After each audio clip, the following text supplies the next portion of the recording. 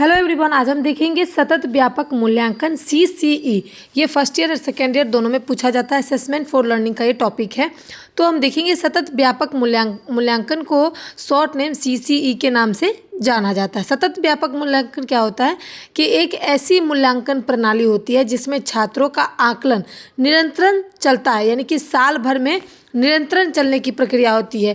निरंतर मतलब मैं आपको बताऊं, जैसे वीकली टेस्ट, मंथली टेस्ट, उसके बाद 3 मंथ पे टेस्ट, 6 मंथ पे टेस्ट। तो इस तरीके से निरंतर जो है मूल्यांकन की प्रक्रिया चलती है। बच्चों में हर क्षेत्र में किए जाते हैं, जैसे कि स्पोर्ट्स हो, चाहे गेम हो, चाहे वो पढ़ाई हो, तो हर चीज़ में बच्चों का जो है मूल्यांकन किया जाता है। और इस परीक्षा के माध्यम से जैसे कि ज्ञान, कौशल, व्यवहार, ये सारी चीज़ों का पता चलता है कि बच्चों ने क्या सीखा, कितना सीखा। अब हम इसको परिभाषा देख लेते हैं। जैसे कि माध्यमिक शिक्षा बोर्ड यानी कि CBSE के अनुसार से CCE एक स्कूल आधारित मूल्यांकन प्रणाली है जिसके माध्यम से छात्र के विकास के सभी पहलुओं का आकलन करना और सीखने को सुधारना होता है। यानी कि वो कह रहे हैं कि CBSE का मानना है कि छात्र जो है हर एक प्रकार से व्यापक होता है और उसका मूल्यांकन करना भी जरूरी होता है। तो अब हम देखेंगे दूसरा जो है मनोवैज्ञानिक दृष्टिकोण से भी बताया गया है। ये एक ऐसी प्रक्रिया है जो छात्रों के व्यवहार, भावनात्मक, सामाजिक और बौद्धिक विकास का निरंतर अध्ययन करता है। यानी कि छात्र में भावनाओं का, सामाजिक का, जो चीज़ का विकास होता है उसका ये निर्णय करता है। इसकी विशेषताएं क्या है? पहला तो है सतत। जैसे कि आपको पता है सतत मतलब पूरे वर्ष में छोटे छोटे से टेस्ट, जैसे क्लास टेस्ट, प्रोजेक्ट, मौखिक टेस्ट, ऑब्जेक्टिव टेस्ट, क्यूज़, ये सारी चीज़ें छोटी छोटी होती रहती है साल भर में। तो ये सतत है। उसके बाद व्यापक क्या होता है कि केवल शैक्षणिक उपलब्धियां ही नहीं बल्कि सह शैक्षणिक गतिविधियां, जैसे कि खेल, जैसे कि आपको बताया शैक्षिक मतलब पढ़ाई लिखाई नहीं, उसके अलावा भी जैसे कि बच्चों ने खेल में कितना सीखा, एक्टिविटी कर रहा है या नहीं, उसको ड्राइंग आती है या नहीं, उसके व्यवहार कैसे, उसने डिसिप्लिन सीखी है या नहीं, इस चीज़ की जाँच को हम व्यापक कहते हैं। तीसरा है समग्र विकास। समग्र विकास में क्या होता है? छात्र के बौद्धिक, भावनात्मक, सामाजिक विकास पर ध्यान दिया जाता है। जो शिक्षक हैं वो बच्चों का बुद्धि स्तर, उसके भावनात्माओं, इमोशनल को समझते हैं। समाज में जो चीज़ बच्चे को ज़रूरी होता है, जो चीज़ की नीड होती है एक सामाजिक व्यक्ति को, वो चीज़ पर भी ध्यान देते हैं कि बच्चा ये चीज़ सीखे। उसके बाद डर मुक्त शिक्षा, यानी कि बार बार परीक्षाओं में तनाव कम होता है। यानी कि जो अगर साल में एक बार एग्ज़ाम लिया जाए तो बच्चा ज़्यादा डरता है। जैसे कि बोर्ड एग्ज़ाम में बच्चे ज़्यादा डरते हैं, लेकिन क्लास टेस्ट, मौखिक test, objective test, weekly, monthly test में बच्चे नहीं डरते, क्योंकि बार बार एग्जाम लेने से उनका जो तनाव प्रक्रिया है वो भी खत्म हो जाता है और सीखने की जो रुचि है वो भी बढ़ जाती है। तो इसलिए डर खत्म करने के लिए जो छोटे छोटे टेस्ट है पूरे साल में लेते रहना चाहिए। इससे बच्चों का डर जो है वो खत्म हो जाता है और सीखने की इच्छा, यानी कि पूछने की इच्छा जागती है, कन्फ्यूज़न दूर करने की इच्छा जो है जागती है। इसका उद्देश्य क्या होता है सतत व्यापक मूल्यांकन का? कि छात्रों के सीखने में सुधार करना, यानी कि उनकी कमियों को जान करके उनको आगे बढ़ाना।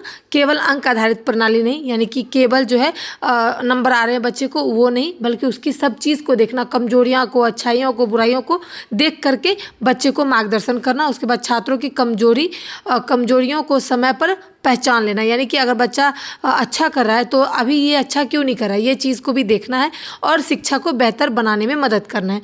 उसके बाद है कि इसकी समस्याएं क्या है? शिक्षक को तो समस्या आएगी, क्योंकि एक क्लास में अगर 25 बच्चे हैं तो 25 तरह के होंगे। कोई ज़्यादा तेज होगा, कोई कम तेज होगा, कोई नॉर्मल होगा, कोई लिखने में अच्छा होगा, कोई याद करने में अच्छा होगा। तो कई तरह की समस्याएं होती है।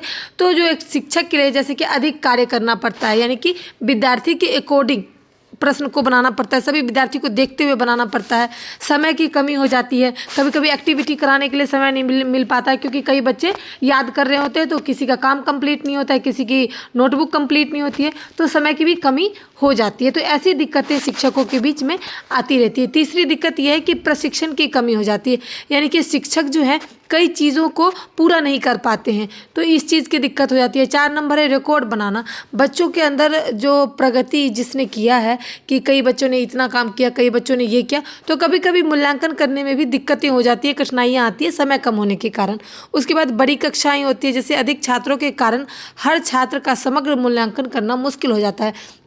यानी कि कोई कोई सेक्शन में 25 से 30 बच्चे हो गए, तो वहाँ पर एक शिक्षक को 5 बच्चे को एक्स्ट्रा टाइम देना पड़ता है। टाइम की कमी के कारण वो हर एक बच्चे से पूरा प्रश्न नहीं पूछ पाते, एक एक प्रश्न पूछकर उनका नंबर लगा देते हैं।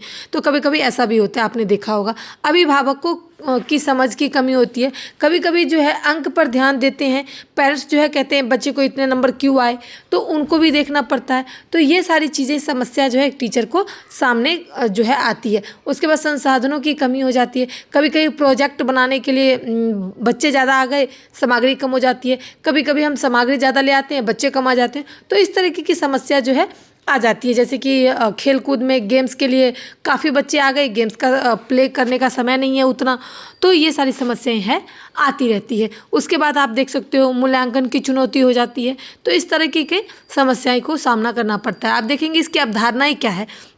इसकी अवधारणा है निरंतर मूल्यांकन। जैसे कि मैंने अभी आपको बताया कि बार बार छोटे छोटे प्रश्न पूछने चाहिए, क्लास में छोटे छोटे टेस्ट होनी चाहिए, एक चैप्टर को पढ़ा करके टेस्ट होना चाहिए, प्रोजेक्ट बनवाना चाहिए बच्चों से, जब मन करे उठा के क्वेश्चन पूछ लेना चाहिए बच्चों से जो आपने पढ़ा रखा हो।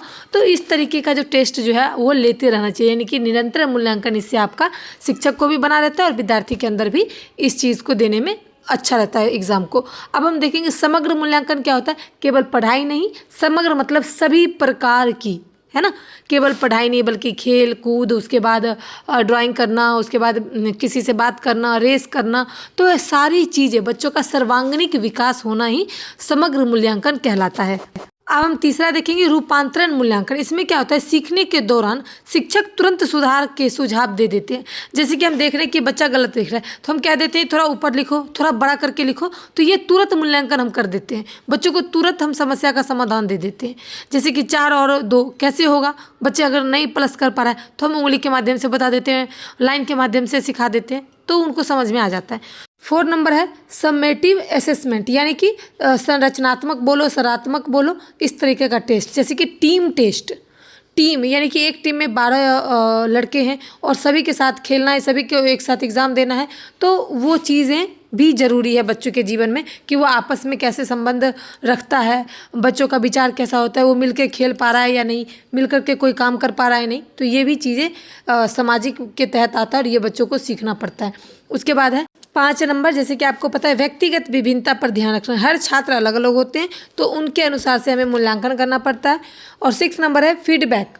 जब बच्चे को कोई चीज़ सिखाते हैं तो उसको फीडबैक भी हमें लेना चाहिए, यानी कि बच्चों ने क्या सीखा, कितना सीखा, मैं बार बार कह रही हूँ, सुधार करना, वो जान करके, उसकी समस्याओं को जान करके उसका समाधान निकालना ही बच्चों का फीडबैक लेना कहते हैं। अब इसका निष्कर्ष देखेंगे तो देखेंगे CCE यानी कि सतत व्यापक मूल्यांकन एक आधुनिक छात्र केंद्र है जहाँ पर सुधारात्मक मूल्यांकन प्रणाली चलती है। सुधार मतलब बच्चों की समस्याओं को जानते हैं, फिर उस समस्याओं का समाधान करते हैं, और समस्या का समाधान करने के बाद बच्चे ने क्या सीखा उसका मूल्यांकन करते हैं। जो छात्र समग्र विकास करता है, यानी कि खेलने में, ड्राइंग करने में, किसी से बात करने में, रेस करने में और पढ़ाई में, ये सब क्या है, समग्र विकास है। बच्चों के अंदर समग्र यानी कि सर्वगुण संपन्न वाला चीज़ इसको हम कह सकते हैं। लेकिन इसकी सफलता के लिए ज़रूरी है कि शिक्षकों का सही प्रशिक्षण, पर्याप्त समय, साधन और अभिभावकों का स्कूल का सहयोग।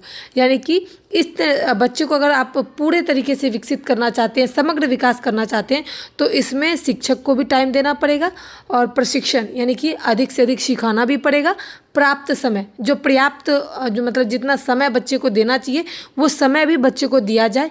साधन, जो बच्चे को एक्टिविटी करने के लिए, खेल करने के लिए, खेल खेलने के लिए जो चीज़ चाहिए, साधन, वो चीज़ें भी दी जानी चाहिए बच्चों की तरफ से भी और शिक्षकों की तरफ से भी और पेरेंट्स की तरफ से भी। अगर शिक्षक कोई चीज़ मंगा रहा है तो बच्चे को घर से ले जाना चाहिए और एक गार्जियन को, एक पेरेंट्स को वो चीज़ देनी चाहिए, ताकि शिक्षक जो है पर्याप्त मात्रा में और कम समय में सभी को एक जैसा एक्टिविटी करवा सके। वीडियो कैसी लगी? अगर अच्छी लगी हो तो प्लीज़ लाइक शेयर सपोर्ट करना, और नहीं है तो चैनल को सब्सक्राइब करना। Thanks for watching my video.